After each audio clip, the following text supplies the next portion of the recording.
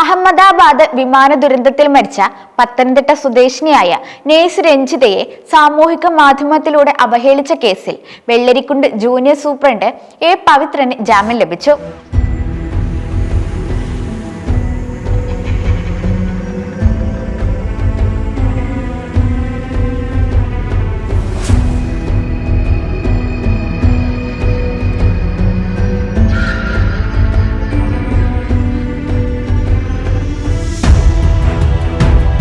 Hosdurg judicial 1ാം class magistrate 1ാം കോടതിയാണ് ഇദ്ദേഹത്തിന് ജാമ്യം അനുവദിച്ചത്.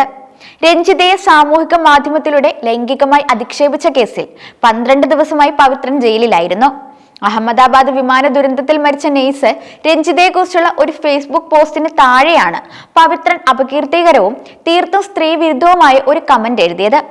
ഈ കമന്റ് സാമൂഹിക മാധ്യമങ്ങളിൽ വലിയ തോതിൽ ചർച്ചയാവുകയും വ്യാപകമായ പ്രതിഷേധത്തിന് വഴിവെക്കുകയും ചെയ്തു. സംഭവം വിവാദമായതോടെ വെള്ളരിക്കുണ്ട് താലൂക്ക് ഓഫീസിലെ ജൂനിയർ സൂപ്രണ്ട് പദവിയിൽ നിന്ന് എ പവിത്രനെ റവന്യൂ വകുപ്പ് സസ്പെൻഡ് ചെയ്തു.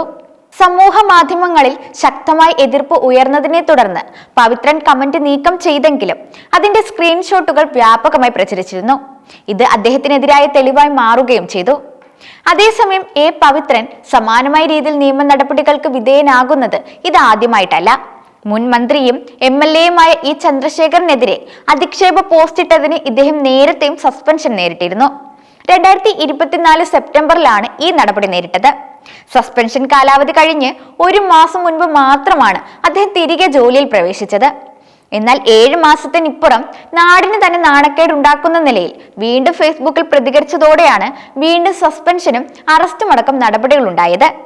നിരവധി തവണ മുന്നറിയിപ്പുകളും താക്കീതുകളും നൽകിയിട്ടും സസ്പെൻഷൻ അടക്കം അച്ചടക്ക നടപടികൾക്ക് വിധേയനായിട്ടും വകുപ്പിനും സർക്കാരിനും നാടിനും അപകീർത്തി ഉണ്ടാക്കുന്ന പ്രവർത്തനങ്ങൾ ആവർത്തിക്കുന്ന പവിത്രനെ സർവീസിൽ നിന്ന് പിരിച്ചുവിടാനാണ് കാസർഗോഡ് ജില്ലാ കളക്ടർ കെ ഇമ്പശേഖർ റവന്യൂ വകുപ്പിന് ശുപാർശ നൽകിയിരിക്കുന്നത്. ഈ ശുപാർശയിൽ റവന്യൂ വകുപ്പ് ഇതുവരെ അന്തിമ തീരുമാനമെടുത്തിട്ടില്ല. ഈ വിഷയത്തിൽ റവന്യൂ മന്ത്രി കെ രാജൻ ഇടപെടുകയും കുറ്റാരോപിതനെതിരെ കർശന നടപടിയെടുക്കുമെന്ന് പരസ്യമായി പറയുകയും ചെയ്തിരുന്നു. അതേസമയം പവി ആനന്ദശ്രമം എന്ന പ്രൊഫൈലിൽ നിന്നാണ് പവിത്രൻ ആക്ഷേപകരമായ കമന്റ് ഇട്ടത്. അശ്ലീലം നിറഞ്ഞതും സ്ത്രീത്വത്തെ അപമാനിക്കുന്നതുമായിരുന്നു പോസ്റ്റിലെ വാചകങ്ങൾ. കേരള സർക്കാരിൽ നിന്ന് ലീവ് എടുത്ത് വിദേശത്ത് പോയതുകൊണ്ടാണ് രഞ്ജിതയ്ക്ക് അപകടമുണ്ടായതെന്നാണ് പോസ്റ്റിൽ പവിത്രൻ പറഞ്ഞിരുന്നത്. രഞ്ജിതയുടെ ചിത്രത്തിന് താഴെ പങ്കുവച്ച മറ്റൊരു പോസ്റ്റിൽ കൂടുതൽ ഉയരങ്ങളിൽ എത്തട്ടെ എന്നും ഇയാൾ കമന്റായി രേഖപ്പെടുത്തിയിരുന്നു. നേരത്തെയും ഇത്തരത്തിൽ സമൂഹ മാധ്യമത്തിൽ മോശം കമന്റ് ഇട്ടതിന് ഇയാളെ ജോലിയിൽ നിന്ന് സസ്പെൻഡ് ചെയ്തിരുന്നു.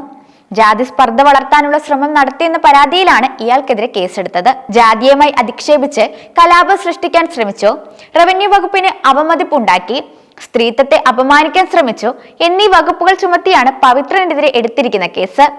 ഒരു സർക്കാർ ജീവനക്കാരൻ സാമൂഹിക മാധ്യമങ്ങളിൽ പാലിക്കേണ്ട മാന്യതയെക്കുറിച്ചും ഇത്തരം വിഷയങ്ങളിൽ സ്വീകരിക്കുന്ന നടപടികളെക്കുറിച്ചും ഈ സംഭവം ഒരു ഓർമ്മപ്പെടുത്തലായി മാറുകയാണ്. ഇദ്ദേഹത്തിനെതിരെ റവന്യൂ വകുപ്പ് എന്ത് നടപടിയാണ് സ്വീകരിക്കാൻ പോകുന്നതെന്ന് ഉറ്റുനോക്കുകയാണ് സമൂഹം. അതേസമയം അഹമ്മദാബാദ് വിമാന ദുരന്തത്തിൽ മരിച്ച മലയാളി നേഴ്സ് രഞ്ജിതയുടെ മൃതദേഹം തിരിച്ചറിഞ്ഞിരുന്നു. വിമാന ദുരന്തം നടന്ന് 11 ദിവസങ്ങൾക്ക് ശേഷമാണ് DNA പരിശോധനയിലൂടെ മൃതദേഹം തിരിച്ചറിഞ്ഞത്. സഹോദരന്റെ DNA സാമ്പിൾ ഉപയോഗിച്ചായിരുന്നു രഞ്ജിതയുടെ മൃതദേഹം തിരിച്ചറിയാൻ വേണ്ട പരിശോധന നടത്തിയത്. എന്നാൽ ഇത് ഫലം കാണാതായതോടെ അമ്മയുടെ DNA സാമ്പിളും പരിശോധനയ്ക്ക് എത്തിച്ചിരുന്നു. അഹമ്മദാബാദ് വിമാന ദുരന്തത്തിൽ 270 പേർ മരിച്ചിട്ടുണ്ടെന്നാണ് കണക്കുകൾ. DNA പരിശോധനയിൽ 231 ശരീരങ്ങൾ തിരിച്ചറിഞ്ഞിട്ടും രഞ്ജിതയുടെ ശരീരം മാച്ചിങ്ങിൽ കണ്ടെത്താൻ കഴിഞ്ഞിരുന്നില്ല. തിങ്കളാഴ്ച പുറത്തു വന്ന ഫലത്തിലാണ് ശരീരം കണ്ടെത്തിയത്. കേരളത്തിൽ സർക്കാർ സർവീസിൽ നേഴ്സായിരുന്ന രഞ്ജിത ജോലിയിൽ നിന്ന് ലീവ് എടുത്തായിരുന്നു വിദേശത്ത് ജോലിക്കായി പോയത്. സർക്കാർ ജോലിയിൽ പുനഃപ്രവേശിക്കാനുള്ള നടപടിക്രമങ്ങൾ പൂർത്തിയാക്കാനായി നാട്ടിലെത്തി മടങ്ങുമ്പോഴായിരുന്നു ദുരന്തത്തിൽ ഉൾപ്പെട്ടത്. അഹമ്മദാബാദിലെ സർദാർ വല്ലഭായ് പട്ടേൽ വിമാനത്താവളത്തിൽ നിന്ന് ലണ്ടനിലേക്ക് പുറപ്പെട്ട വിമാനം കഴിഞ്ഞ ജൂൺ 12-നാണ് ടേക്ക് ഓഫ് ചെയ്ത് മിനിറ്റുകൾക്കുള്ളിൽ തകർന്നു വീണത്.